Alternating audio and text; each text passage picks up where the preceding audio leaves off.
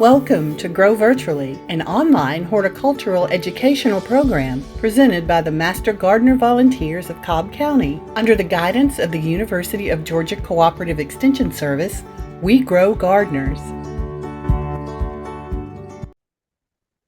Good afternoon. Welcome to Lunch and Learn in the days in the life of the Eastern Bluebird.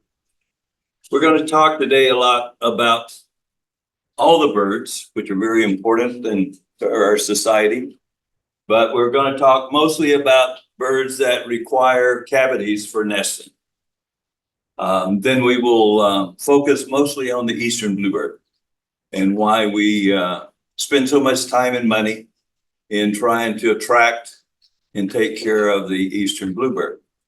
Many birds like the cavities, but the Eastern Bluebird, the only nest or the only way they can make a nest is in a cavity.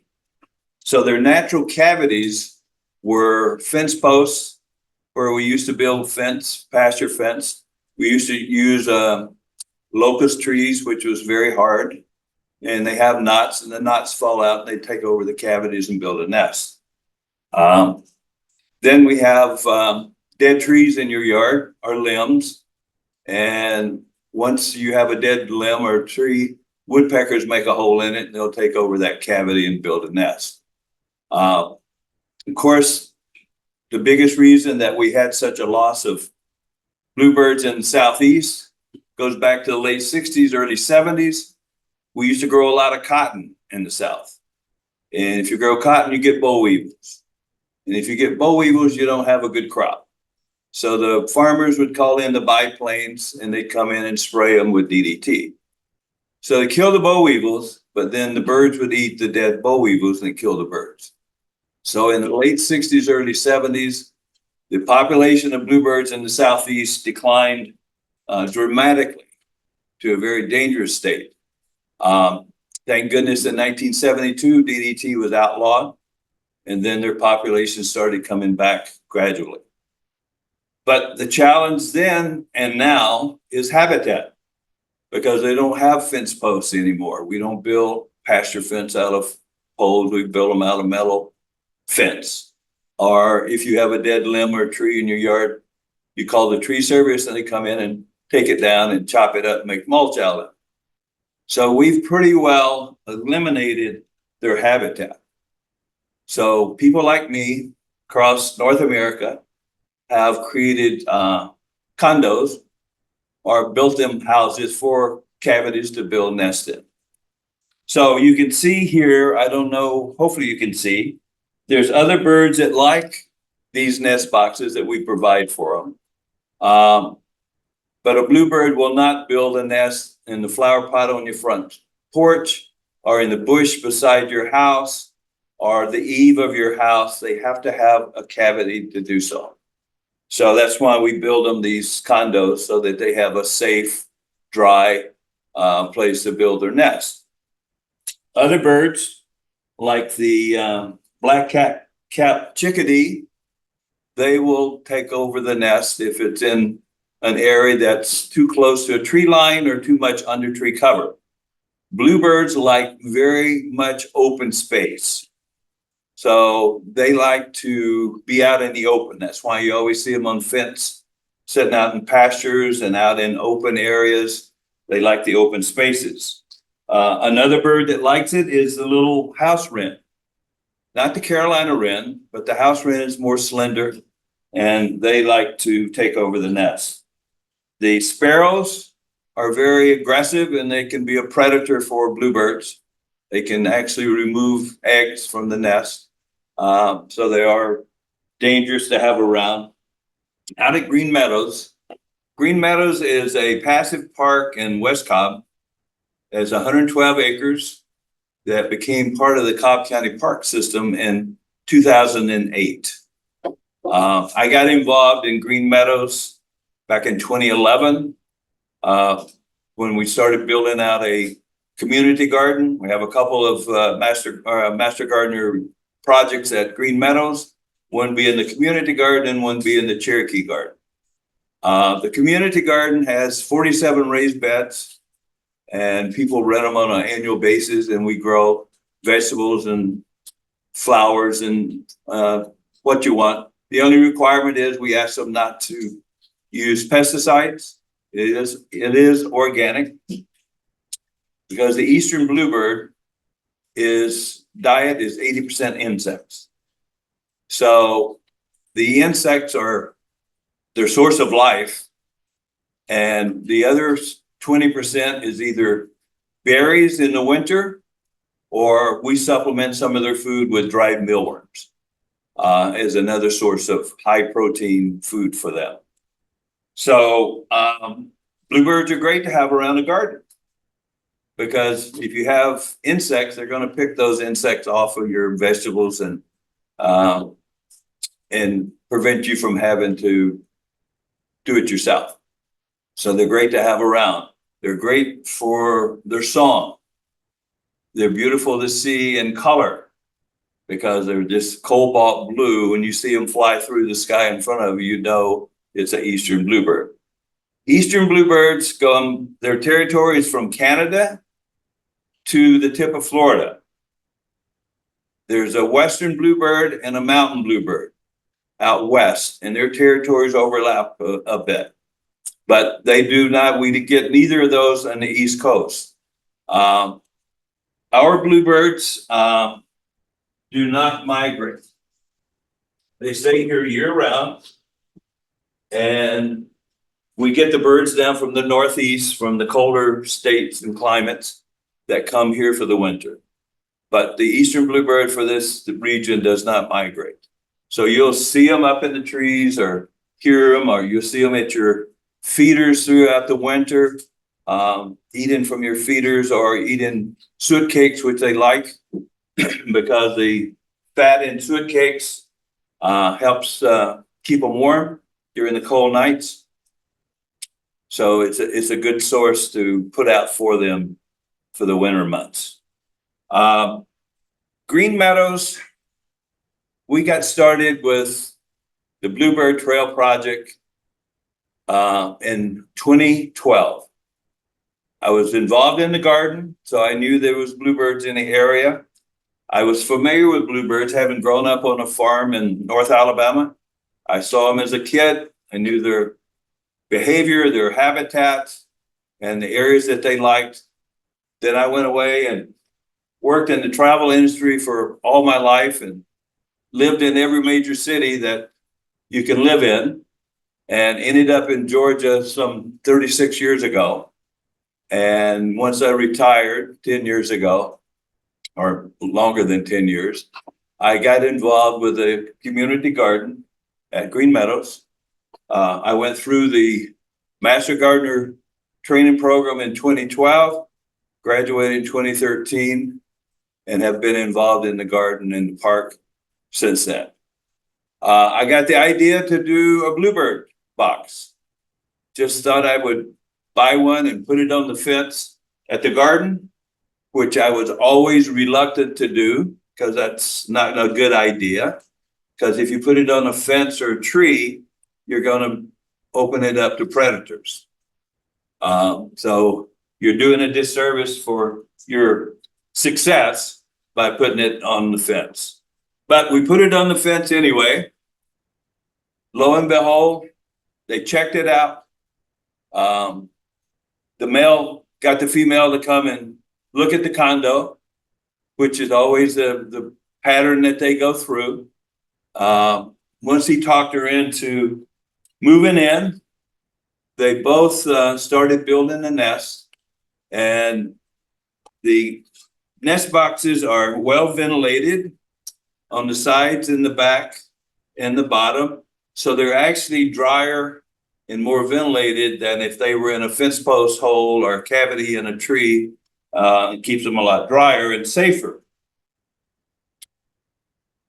Once they start building the nest, the male, he's got a whole little routine he goes through. He's got a whistle, a call that he tries to get the attention of the female. He's got a little song that I'll try to play for you so you can hear his little whistle and flirtation. that once he gets her attention, then they both start building a nest. This is his song. If you walk your neighborhoods in the morning, you'll hear this sound up in the trees. There's a nice little, and this is the male that does the singing. The male is a real cobalt blue, more blue and orange on the chest. The female is a lighter gray and less blue with orange and white. So this is his little call that he does to get the female to come and check out this house. So he'll be up there and he does a little wing dance and he's being all cute, trying to get her attention. And once he gets her to come and check out the house, they both start building a nest. And he brings the material and she's the interior decorator, because the nest that they build is very deep and very round and it's got to fit her body. And the birds that build the nest in these cavities, you can always tell the species of a bird without ever seeing the bird by the materials they use to build a nest. Most birds are very true to form. Bluebirds use pine straw, and they build a very neat nest and very deep nest. Chickadees like moss and hair that they get out on the trails, and they build a very shallow nest. The wren fills this nest box full of sticks and then makes a tunnel and lines it with grass and lays their eggs at the bottom of the tunnel. So you can always tell the species of bird by the material they use to build the nest. The bluebird, once she builds a nest, she takes a break and goes out and finds insects and gets some exercise. Once she starts laying eggs, she lays one egg a day for up to as many as she's going to lay. Normally is 3 to 5, but many times they can lay 6 eggs. Very seldom have I had 7, but in 2 occasions we did have 7 eggs in a brood. So once they lay the eggs, she takes a break, stretches her wings, finds some insects. Remember, their diet is 80% insects, and I'm always telling people that we need more insects because it's bird food. So especially with their offspring, because they can only feed their babies insects. So when she decides to start sitting on these eggs, she's the only one that can incubate them. The male has no purpose there except to feed her while she's sitting on eggs. Once she starts sitting on the eggs, it takes her 12 to 14 days of incubation for them to hatch. She didn't lay all the eggs the same day, but she started sitting on them at the same time, so they all hatched at the same time. So normally they hatch in the morning. Once they hatch during the nesting season, which for this area is beginning of March through mid-August. So they have a long nesting season. And through that season, if they start building the nest by the end of February, 1st of March, they can have up to 4 broods in a season. And so they can raise 4 different families out of these boxes. So taking that information, these boxes are capable, doesn't always happen, but they're capable of producing 20 birds or plus a year. So we have boxes out at Green Meadows that produce over 20 birds a year. So we'll go back to that first nest box that we put up at Green Meadows. They built a nest, she laid 6 eggs and hatched 6 eggs, and we fledged 6 babies. Last year, we fledged 243 birds. We have 31 nest boxes that are spaced throughout the 112-acre park. And they're spaced, think of a football field, 100 yards. Bluebirds do not want to be any closer to their neighbor than 100 yards. Now, if you have a house in between or a tree line in between, you can get away with a little less distance, but they do not like to build close to another bluebird. They're very territorial, and that's why you can only put so many nest box units in any given park or area, because they need the space to be able to attract the birds to reproduce. So we were having competition at Green Meadows in the spring with another bird that is a blueback tree swallow. And the tree swallow is a beautiful bird. This guy here, blue, and out west is green, greenback. But the blueback tree swallow is great to have around. It doesn't cost us as much to feed them because they don't eat from feeders. They catch insects on the fly. So they compete with the bluebirds for this nest box, especially the first brood of every year. The tree swallow material they use for building a nest is grass and lots of feathers. They put so many white feathers in there that many times when we check the box, it's hard to see the eggs because the eggs are solid white and the feathers. So it's very difficult sometimes to see. So they compete with the bluebirds for this cavity. So it's a matter of who gets to it first.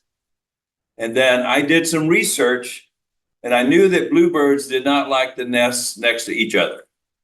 So did some research through the North American Bluebird Society, which I have some material here. I'll give you some websites to go to later in the program. But we have 3 test sites at Green Meadows where I had the original nest box unit, and then I put one 10 yards away from the original. So my goal was to get a bluebird in one and a tree swallow in the other. So in 2 locations, that was the case. We got bluebird first, then the tree swallows moved in next door. Number 18 and 28, these nest boxes are all numbered, and they're all sponsored by different people throughout the years that I've been involved in the project.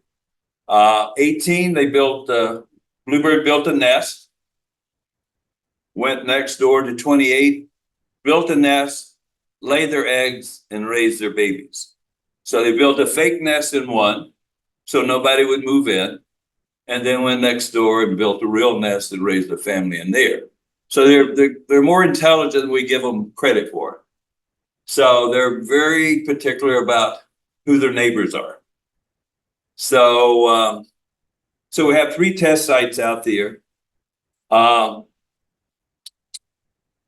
We build these and install them at different parks, at senior centers. I've set up bluebird trails in Stone Mountain and Ellijay, and Sterling has 7 nest boxes on their property and taught 85-year-olds how to check them and report them all to Cornell Nest Watch. Everything we do, we report to Cornell's site called nestwatch.org, and they track people like me across North America, and we help them with counts of different birds or increase or decrease, and helps them to track the species of different birds. They call us citizen scientists. And so every week we check the boxes. We have different people. Kelly, who's here, checks the ones over at Smith Gilbert and reports those to me, and I report them all to Cornell. It's a great organization. I'll give you some websites to go to before we conclude our talk today. that will give you a wealth of information, help you to learn how to attract and take care of birds, but especially the Eastern Bluebird. The other one is the North American Bluebird Society, which is an excellent source. I'm very active in the North American Bluebird Society, to the point I'm nominated next Tuesday is National Bluebird of Happiness Day, and I should be voted on to the board of the North American Bluebird Society. So they're a great organization. They're a great source of information to get. How to attract birds? Plant native. Plant native trees, native shrubs that attract insects, because insects that can grow in our climate, in our region, the trees and shrubs that we plant is going to attract those and provide a food source for the birds. Just remember, when they hatch their babies and the babies are in the nest, the only thing they can feed them is insects, because that's the only source of moisture that they get is out of the insect. Once they become a juvenile and leave the nest, or adult, they can eat the dried mealworms that we provide them throughout the park. We have 10 feed stations located throughout the 112 acres.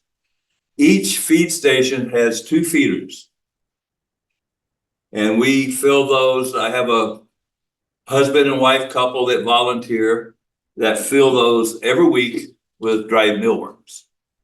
So it's a great source for the adults to eat, because it has a great, it's great protein for the female, because it helps her with the number of eggs she lays. We have more success with the eggs that hatch and more success with the birds that fledge. It's also good for them to feed the juveniles after they leave the nest. When birds leave the nest, for the first 30 days after they fledge, they are not capable of feeding themselves. They have to be taught how to feed themselves. So many times I go out and you'll have 4 or 5 babies on top of the nest, on top of the feeder, and you can tell they're juveniles because they got specks all over their chest, and they'll be crying and begging for food. So the parents go inside the mealworm feeder, get the food, come out and feed them. So sometimes I see them like teaching. It's a teaching moment, like they're pecking their head saying, you can do this. This is the last time I'm going to feed you. You're going to have to start doing this on your own. So it's kind of fun to watch. The mealworms is probably our biggest expense after we got all the nest boxes set up and everything functioning. These units, as I was saying before, I build these and place them throughout different areas that are suitable for attracting birds. It's this unit I buy from a woodworker, and then I put the hardware on them, and they're mounted on a 6-foot conduit with a predator guard that keeps out most predators. When I built them to keep out all predators. But you learn over the years, and we started this in 2012, so this year is our 13th year that we've had the Bluebird Trail project at Green Meadows and other locations. We have fledged close to 3,000 birds in 13 years. So the numbers have increased, but all those birds can't stay at Green Meadows because, as I said, they're very territorial. So they have to, either the kids have to go somewhere or the adults have to go somewhere to build their nests for the next season. So my goal was to create locations that had suitable nesting sites for the birds to go and reproduce. So I have built and probably installed over 500 of these in the state of Georgia. So as far away as Blairsville and Anniston, Alabama, and Stone Mountain, and farther than I should have been going. So now I've tried to narrow it down to Cobb County for time and cost. But at least it gives the location for birds to be able to go and nest. So anyone that's interested in attracting birds, I'd say build or purchase a suitable nest box. Make sure that it's properly ventilated on the bottom as well as the sides, because the biggest problem we had this year is that we had the extreme high heat for extended period of time.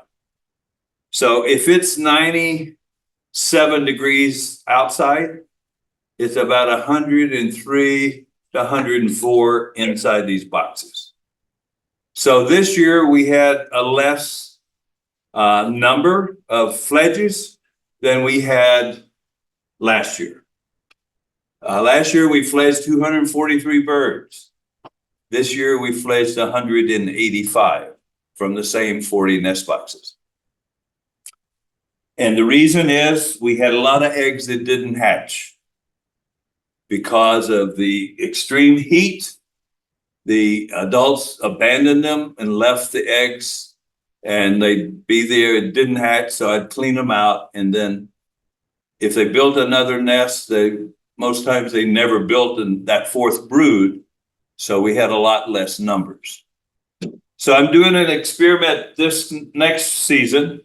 I have three boxes that we're doing a double roof with a R16 insulation in between to try to prevent the sun and the heat, the ones out in the open, from getting so hot, so that we can see if that will help offset some of the problem we've had with heat.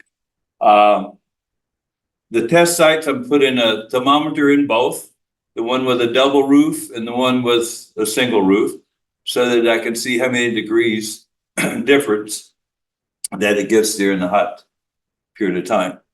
So climate change is big. We need them out in the open because the birds prefer to be in the open. But with the extreme heat, it's been a problem this year with the numbers of fledges. If you're going to put up a nest box, you need to make sure that it's on a predator guard, on a pole, preferably a metal pole, not a wooden pole, because it's much easier for predators to climb a wooden pole than it is metal. When we build them, it's 4-inch conduit, or 4-inch stovepipe, and it's 4 foot long. So I build it so that, sorry I don't have one here. We always have them as show and tell in the park. But it was built to keep out snakes, raccoons, possums. Squirrels can't jump on it. Squirrels can only jump about 4 feet high. So if you put these out in the open away from trees, they can't jump on them. Squirrels don't like eggs or birds, but squirrels will chew it up just because they're squirrels, just to see what's inside. So you want to make sure that it's not close to a fence or tree line or something that they can jump on it. When I built them, I thought I had all the predators covered, because if a snake goes up, there's wire mesh inside, so he can't get through. So that took care of the snake issue. The only things that I couldn't plan for, and Kelly has firsthand with us, is in the heat of our summer, and that was a lot of this year, in July, August, this is untreated cedar. So it's soft and it weathers really well. We don't paint it. We just leave it out in the sun and in the rain, and it weathers really well. It gets a patina look and gets moss on it. But in the heat of the summer, the orange and black wasp love the inside of this box because it's hot and they can chew the cedar and attach and build a nest. So if a wasp builds a nest, then the only way you can get them out if there's a bird nest or eggs in there or babies in there. And if there's babies, they'll actually, if they don't run the parents off, they'll actually sting and take the moisture out of the babies. So you don't want a wasp nest in there. So if you get one, the only way you can get it out is by hand.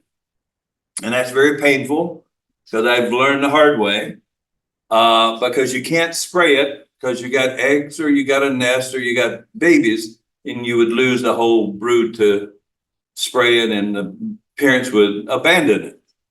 So either take them out by hand, but the goal is to not have them in there at all. So I did some research, and by taking a bar of ivory soap and applying it, and Callie has used liquid soap, and it applies easier, but all you do is the top of the box, and then it makes it difficult for them to attach and build a nest. So that pretty much is taking care of the wasp. In most cases, we have exceptions to the rule. I never say ever, absolute, but it took care of most of the wasp problem. The other one is ants. You said you'd like to have an anteater. We need them out at Green Meadows because we have lots of ants. It's a farm. Anytime you have a big yard or farm, you're going to have ants in Georgia, in the South, in the heat. So if you have a nest in the box, and I couldn't build any predator guard, it's going to keep ants out. So ants will climb the pole. If they get in the pine straw, you're going to lose that whole nest because you can't get the ants out of the pine straw. So if you have eggs in there, you're going to lose the eggs. You have to take the whole thing out. If you have babies in there, the ants will actually sting them and kill them.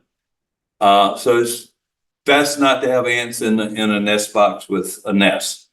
So we did some research, and I first applied Vaseline to the bottom of the predator pole, about 1.5 feet off the ground. But Vaseline breaks down really fast in heat. So I got 31 of these that I'm checking weekly. So I didn't want to go, but finally had to go to WD-40. So I just sprayed the foot off the ground and right around the top of the ground with WD-40. And if you have a hummingbird feeder pole, shepherd hook, you can do the same thing for your hummingbird because ants like to get in sugar water. So it will help keep them from climbing the poles. So once a week, when we check the boxes, we just reapply this to the bottom of the predator pole, and it keeps the ants out of the boxes. So the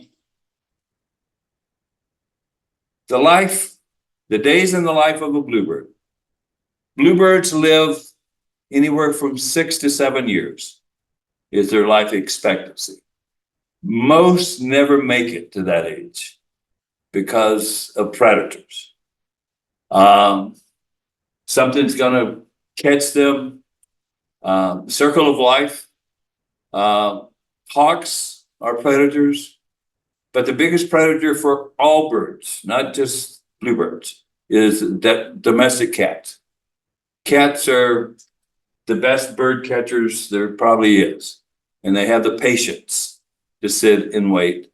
So if you have a house cat that you don't keep inside, I would suggest not to go through the trouble of having a bird box, because you may be brokenhearted because you may lose some, because that's just their nature. They're predators. The birds stay together for the most part. If something happens to one of the mates, the other one will move on, find a new partner, and they will keep reproducing. Their goal is they're driven to reproduce. They're desperate to find suitable cavities that they can use to build a nest and raise their young. So if the old saying, if you build it, they will come. So they're fun to have around. They're great to watch, to hear their song when you're walking through the neighborhood. So I would definitely encourage you to put the effort in to try to attract them and to help them to reproduce. A little bit of not so good news. There was an article that was written a few years ago by Cornell and also by the Audubon. And it says, where have all the wild birds gone? We have 3 billion less birds in North America than we had 50 years ago. 3 billion. So we're losing birds faster than we can replenish them. A lot of the reason is, we talked about earlier, habitat, pesticides. Their diet is insects. If you spray for mosquitoes, you kill more than mosquitoes. You kill a lot of insects that they depend on for food. I mean, we can supplement their food with dried mealworms and other food, but it never takes the place of the insects. I use as an example, I don't know when the last time you took a roadie trip, drove to South Georgia or somewhere on a distance in the summer. Used to years ago when I was a kid or when I was younger, I used to drive, and before I needed gas, I'd have to stop at a gas station and clean my windshield to be able to see. Next time you take a road trip, just see how many bugs you catch on your windshield. Very few. We recently did a trip to Hilton Head, and there was probably five bugs that we hit in the journey. So that's a basic comparison, but it's a real comparison. We have less insects. So we need to do a better job of trying to provide food for them. That's why I say we need to plant native, so it attracts more native insects, and they do a better job. Having birds around is great for pollination. They're just good for the environment, good for the conservation. I have for you that's in the audience, I have some flyers up here that you can pick up at the end. One's a little bit of information about Green Meadows that you can catch up on. But this talk we're doing today is new for me. For you that's on Zoom, it's my first Zoom presentation. We normally do this in the classroom outdoors under the pecan trees and the walnut trees, and you can hear birds in the background, or we take a walk and you can see birds, or we can show you a nest box that's mounted on a predator pole, and you can see what that's like. But we brought it inside today so that we can hopefully share with you some information that you can use to attract and keep birds in your yard. I have an example here of a bird nest, a bluebird nest with pine straw, and it's got 6 dried eggs in it. They didn't hatch, so I just collected them and put them in the nest. Because during nesting season, we check these every week and see if there's a nest. If there's a nest, then we record that, and then we come back a week later, we check it, see if there's more eggs, and then we record it to the point we see how many babies up until they fledge. Once they fledge, it is very important that you clean out the nest box. The old nest should be taken out each time a brood leaves. Not at the end of the year, but after each brood. Because bluebirds' nest is pretty high with pine straw, and bluebirds do not want to build on top of a dirty nest. push comes to shove with a chickadee nest, if you forget to take that one out soon enough, a bluebird will come in and put pine straw on top of it because there's room inside the box. Wren, no, because there's too many sticks. But they prefer to have a clean house that they can start over and build their own nest. Because as I said before, the female is the interior decorator. She builds it so it fits her body because she's the one that lays the eggs and she's the only one that can incubate the eggs. So it needs to fit her. So we just take the whole nest out. If there's an unhatched egg or a dead bird, I take them home and I bury them in my magical garden, I call it. So I don't throw them into the weeds or into the brush. If it's just pine straw, I take and let it biodegrade and put it into the woods. We clean it out and just clean any waste off of the door so that it's clean enough for them to build. It's dry already. Then we reapply soap, and then I spray it with 1 part Clorox to 9 parts water. If any of them carry mites or any disease, that would be enough to kill that disease so they don't spread it from one brood to the next. And then I just leave the door open for a minute or two, it'll dry, and then the next family will move in and start building the nest. So to do that, then we just reapply the WD-40 to the predator pole, and it's good to the next week. So this we do from beginning of March through middle of August. Since Green Meadows is a park, it's gotten very busy because it's in West Cobb on Dallas Highway and Old Hamilton Road is the intersection. If you haven't been there and you want to go out for a walk, like I say, it's a passive park. There's great trails. Every breed of dog in North America you can see there on any given day because that's a good place for people to walk their dogs. But it's a good place to go and be able to see some of these nest boxes. I lost my chain of thought.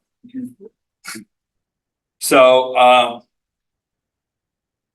if you care to come out and be in nature, I have one talk that I do at Green Meadows on October the 5th. It's from 10 o'clock until 12 noon.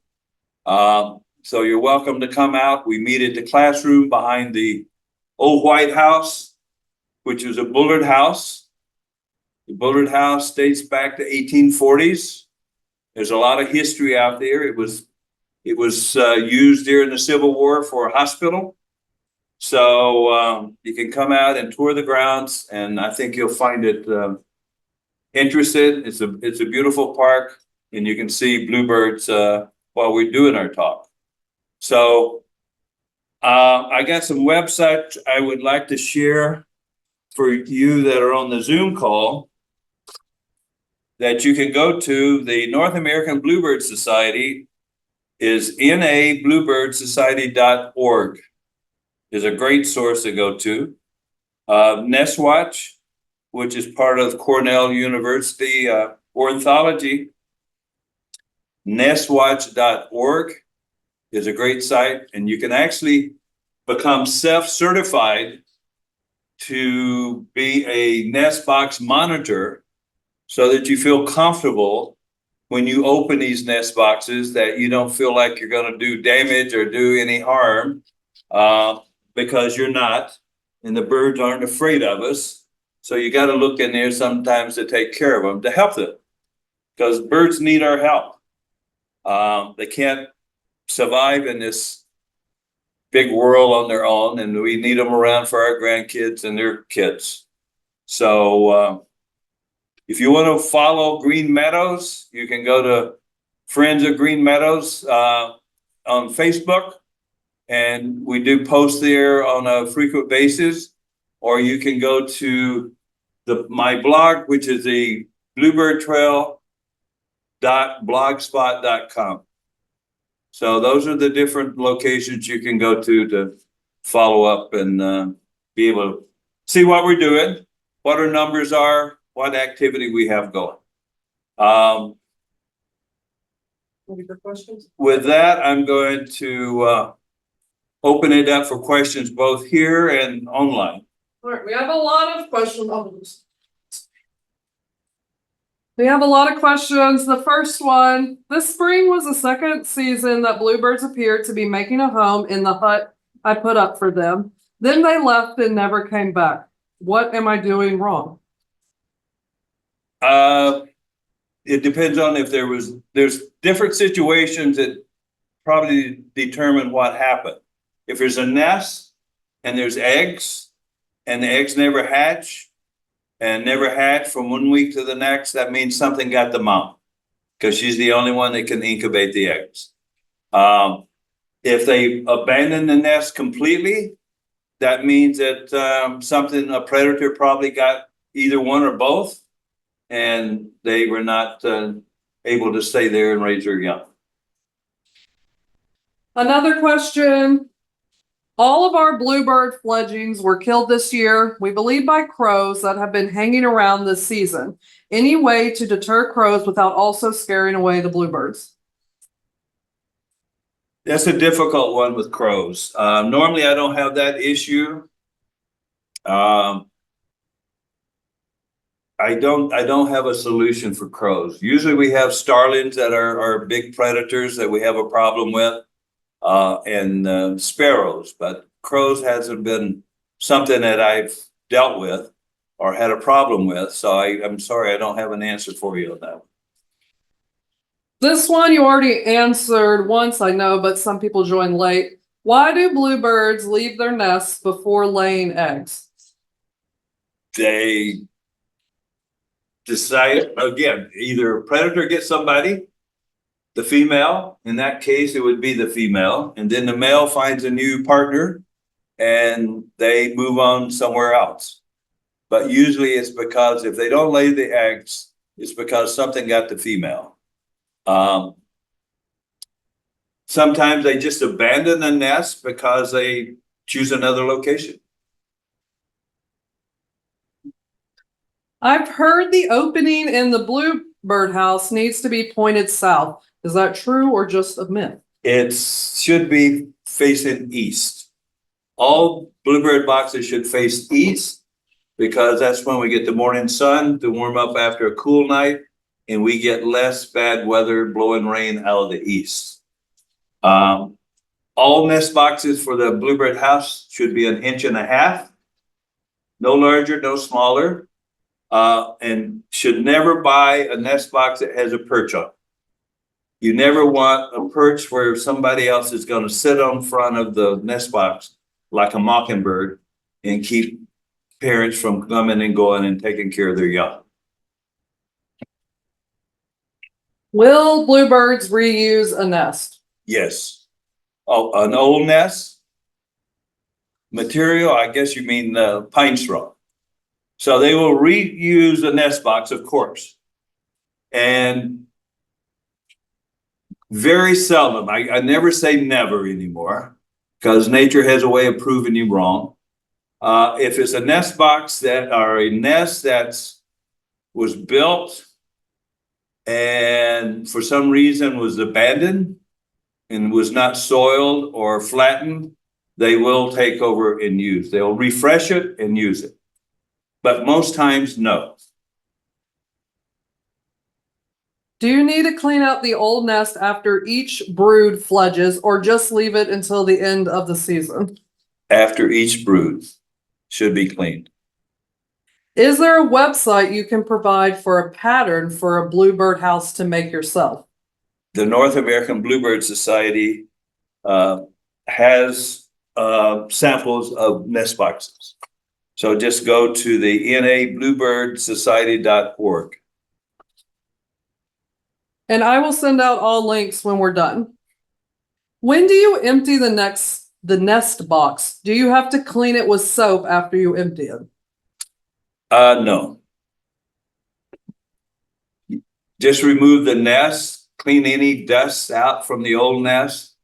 And as I stated before, spray it with 1 part Clorox to 9 parts water to kill any mites or any disease that might have been left. And then it's ready for the next family. If one of the pair of the nesting bluebirds disappears, will the remaining parent continue to feed the babies successfully? Sometimes, with the help of their prior broods. Some of the juveniles from previous families will help them feed. But most times, it depends on if it's the male or the female. Usually the female will continue to feed with the help of the juveniles from a prior brood, but usually if it's just a male, he will not. Do you sell your boxes?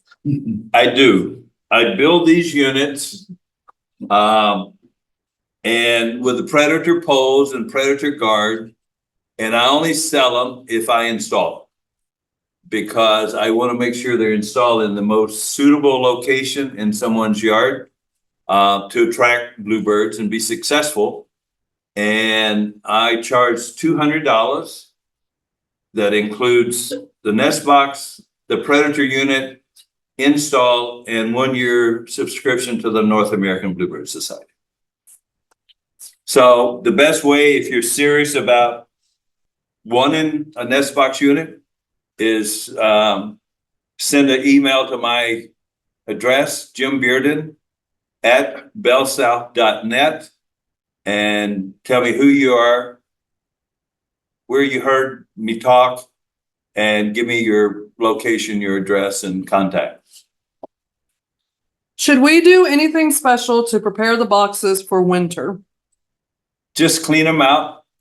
In some occasions, extreme cold, you will have bluebirds that will, 2 or 3 of them will go in and sit on the bottom on the floor to get out of the wind and cold. But you can't get that many in there. One winter, I took the liberty of trying something different to turn all of these into roost. In order to do that, you got to take the door and reverse it. Because when they nest, they go in up top and nest in the bottom. When they roost, they want to go in from the bottom and roost up top, just like chickens or anything.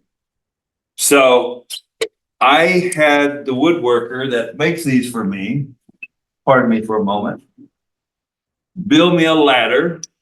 Because if you have a box like this, you can only get 2 or 3 birds that can sit on the floor.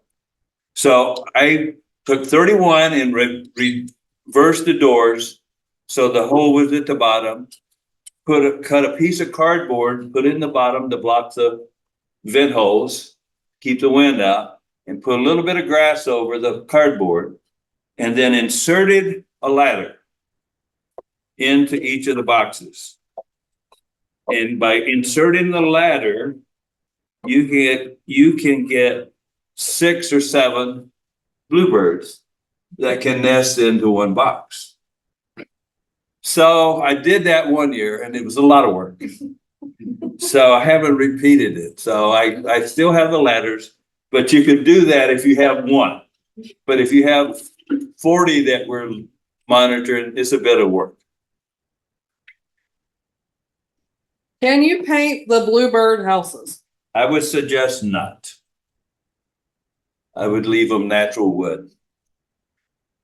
This is a really great presentation. Thank you for delivering it. We have lots of bluebird feeders or bluebirds feeding at our feeders, but we want to locate a preferred spot for them that is facing east, but it is under a tree line. How far should the nest box be away from the tree line? Are they talking a feeder or the actual box? In as much open space as you can get. The more open, the more success you're going to have. If these are sometimes when we put them up 13 years ago, and if it was close to a tree line that has grown in 13 years, grown closer, to the nest box, it will go from being a bluebird to go to a chickadee or a house wren. So if I either cut back the tree line, which I prefer not to do, or I go out and move these farther away, it'll go back to a bluebird. So they like open space. Will bluebirds use the box during the winter for extreme cold periods? Yes. And the last one, can you explain more about the predator guards? Predator guards that I use are, I go to Home Depot and buy stovepipe that's 4 feet long, and I put it together, and then I put a cap on it, and then I bore a hole in it. And this is my new design. I used to cut the stovepipe and make a platform and have it set on it, so it's independent of the pole, so nothing can climb it. And then so I did that 31 times. So now I've changed it a bit because I need to get bigger. I've gone to bigger diameter. I have a problem right now with my feeders with raccoons, because raccoons are able to get up the feeder poles, and they get up here and they eat all night, just feeding themselves on mealworms. And if they get tired of putting their arm in there eating, they dump it and onto the ground and go down and eat it. So for the feeders, I put a much larger predator guard. I have a 8-inch stovepipe that's 6 feet long, and raccoons can't climb it. They can't hold on to it, and they have nothing to set on when they get to the top. So knock on wood, the feeders that we filled still have feed in them. So used to, when we fill the feeders, you go out the next morning, they're pretty much empty. So it seems to be working. So I've done 5 of them. Now I have 5 more to do. So, but when we check these out at Green Meadows, I'm 6 foot tall, and I can see in these boxes. But when you open it, the nest is deep, so it's hard to see. I can see the nest, but I can't see down in it. So I use a reverse mirror that you can just use to see what's down in it. You can count the number of eggs or birds or whatever without having to touch it. You do that with the door open. And many times, if it's within a week of the birds fledging, I usually get dive bombed by the parents, because they want me to close the door and not bother them. So they come down and try to, many times I can actually feel the wind from their wings. They haven't hit me yet, so, but they've come close. Since Green Meadows is a park, people are nosy. So all the ones out there have ring attachments that once they have a nest in them, I can secure them so people don't open them, because otherwise people open them, and if it's within a few days of birds fledging, if they hop out, they try to put them back in, they won't stay, so you lose them to predators. So once they build a nest, I tie them off with electrical ties, so that every week I tie them off, and then when I go back the next week, I snip it and then retie it. So we do that 31 times for a lot of weeks. So thank you for coming. Come out if you can on the 5th, and I think you'll enjoy the talk outdoors more probably than you did indoors. There's handouts here if you care to take any of them. If you're getting started, this is a good one with North American Bluebird, getting started with bluebirds. And then it gives you the website to go to. So I think you'll find it very informative. We hope that you will find our information informative and helpful. Thanks for watching, and please remember to subscribe to our YouTube channel.